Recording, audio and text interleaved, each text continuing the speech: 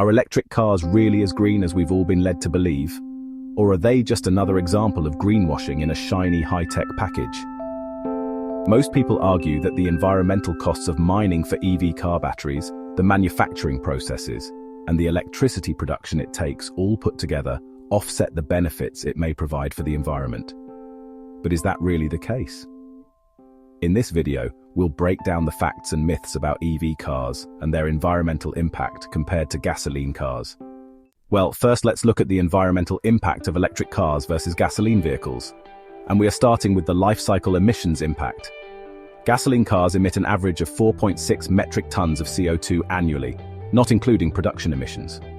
Over their lifetime, they account for twice the emissions compared to electric cars in most scenarios. The study conducted by Ricardo for the UK Department for Transport, Battery Electric Vehicles, BEVs, confirms that EVs have a lower environmental footprint from cradle to grave, even in regions reliant on fossil fuels for electricity production.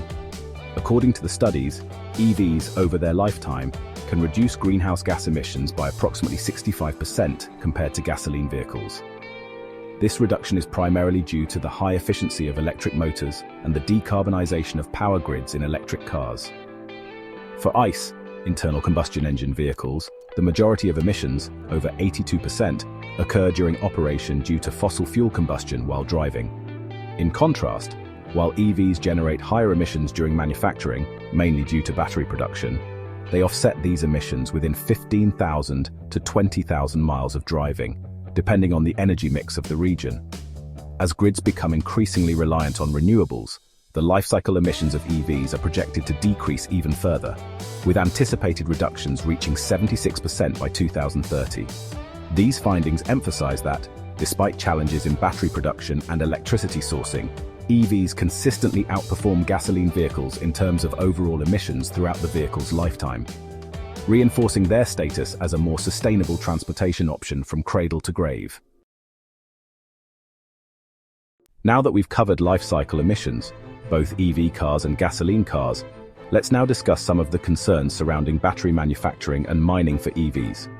Critics point to lithium, cobalt, and nickel mining, which contributes to environmental degradation and raises ethical questions. For example, mining for a Tesla Model 3 battery emits up to 74% more CO2 during production than making a gas car. However, these emissions are recouped after driving 15,000 to 20,000 miles, depending on regional electricity sources. Though EV battery mining raises environmental and ethical issues during the manufacturing process, innovations in recycling and second-life batteries reduces this impact in the long run. Regions with a renewable heavy grid like California allow electric vehicles to outperform gas cars much faster. Even in coal-reliant areas, electric vehicles still show a net reduction in CO2 emissions due to their greater energy efficiency during operation. And in coal-heavy grids, electric vehicles are 20 to 30% cleaner than gas cars. By the year 2050, with grid decarbonization efforts underway globally, electric vehicles could operate almost emission-free. Gasoline cars have a mature infrastructure and quick refueling times, while electric vehicles face challenges with charging station availability and longer charge times. However, with federal investments like the Inflation Reduction Act, the US aims to build 500,000 public chargers by the year 2030, closing this gap. Internal combustion engines convert only 20 to 30% of fuel energy into motion, while electric motors achieve 85 to 90% efficiency, giving electric vehicles a clear operational advantage. This means that even on fossil fuel grids, electric vehicles waste far less energy than gas cars. Bill Gates, one of the vocal supporters of clean technology, argues, electric cars are one of the most promising solutions to decarbonizing the transport sector. They align with renewable energy advancements and lower long-term costs. Nicholas Hill's study from Ricardo Consulting shows electric vehicles have a smaller overall carbon footprint across 28 European countries, except in regions with extremely carbon-intensive grids like Estonia. He stressed that a shift to renewables would further magnify these benefits. That said, recycling infrastructure is still developing and needs significant investment to scale globally. Modern electric vehicle batteries last 8 to 10 years or 100,000 to 200,000 miles, after which they can be repurposed for energy storage. Recycling advancements like Tesla's closed-loop system aim to recover up to 90% of critical materials, reducing the need for fresh mining.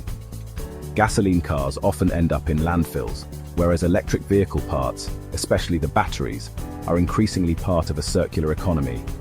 To me, this reduces long-term environmental impact.